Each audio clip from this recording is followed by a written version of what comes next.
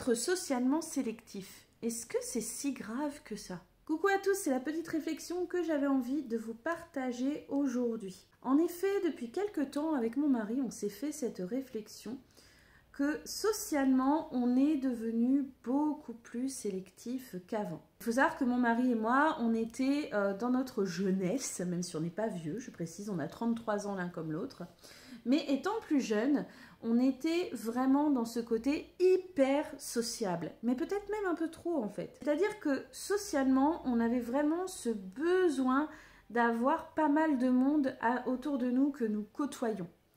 On était du genre toujours à rendre service, toujours à être présent, dès qu'on nous appelait, dès qu'on nous sollicitait, dès qu'on avait besoin, on accourait, mais vraiment. Cependant, très rapidement, et je pense comme beaucoup de personnes qui étaient comme nous, vous le comprendrez, n'hésitez pas à déposer un commentaire, on s'est vite rendu compte qu'en retour, les autres ne faisaient pas forcément la même chose envers nous.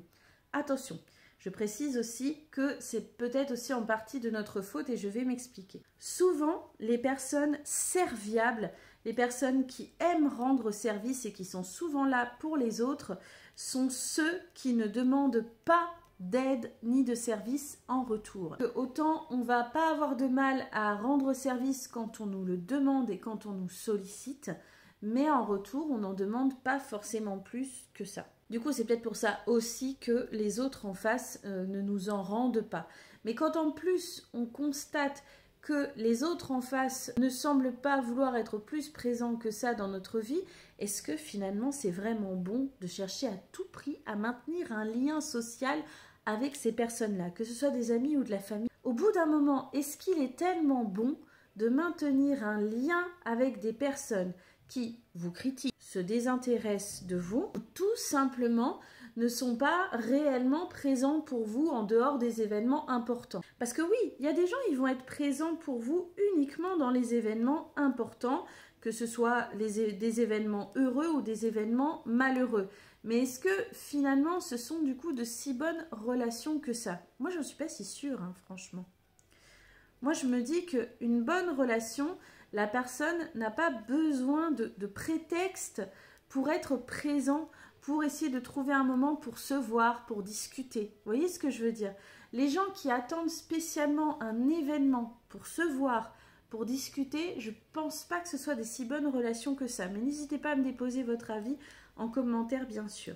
Au fil du temps, on s'est rendu compte avec monsieur que on a coupé avec pas mal de personnes, en fait, qu'on s'est éloigné. Et de mon côté, c'est vrai qu'il y avait une part un petit peu de culpabilité, de me dire oui, mais bon, ça m'embête quand même, parce que c'était des personnes importantes, des personnes envers qui j'avais des sentiments quand même, parce qu'il y a toujours des sentiments dans une relation, qu'ils soient positifs ou négatifs. Quand il n'y a pas de sentiments, c'est que finalement la relation n'existait même pas. Du coup, moi j'avais vraiment cette part de culpabilité, alors que monsieur, lui, de son côté, quand il s'agit de couper avec des gens, ne culpabilise pas parce qu'il dit que c'est bien mieux comme ça. Et en effet, il n'a pas totalement tort.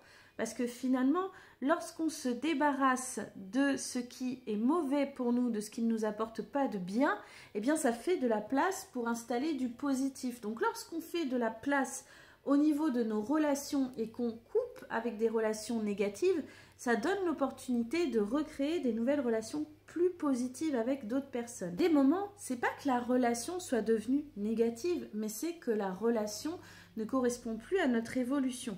Je m'explique. Aujourd'hui, à l'âge de 33 ans, je me rends compte que je n'ai plus les mêmes attentes relationnelles que quand je pouvais en avoir 20. Je veux dire, à la vingtaine, ma meilleure amie, il fallait qu'on s'écrive tous les jours, qu'on se parle tous les jours, voire plusieurs fois par jour. Et en fait, je me rends compte qu'au bout d'un certain temps, c'était vraiment énergivore. C'est-à-dire que ça me bouffait de l'énergie, que ça me mangeait beaucoup de temps.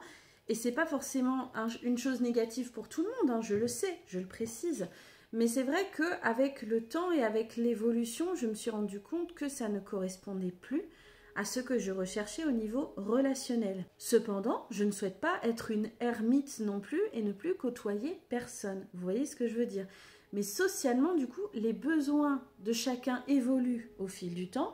on n'a plus les mêmes besoins au niveau social et du coup je pense que c'est ce qui fait qu'on devient socialement plus sélectif, sauf que certaines personnes pointent ça comme si c'était mal en vous disant ouais t'as changé, t'es plus comme avant, etc.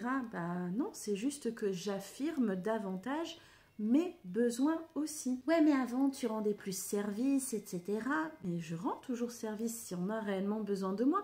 Et si en retour, on me le rend aussi. Voilà la différence.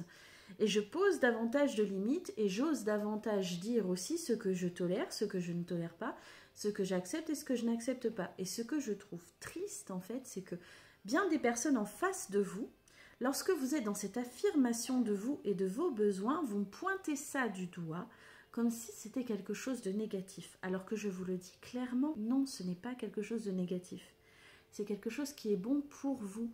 Vous apprenez à prendre soin de vous et vous apprenez à vous protéger vous-même en faisant ça. Vous apprenez à préserver vos propres besoins, votre propre énergie, votre temps aussi, d'accord ? Et ça, les personnes qui ont envie d'avoir une relation saine avec vous le comprendront.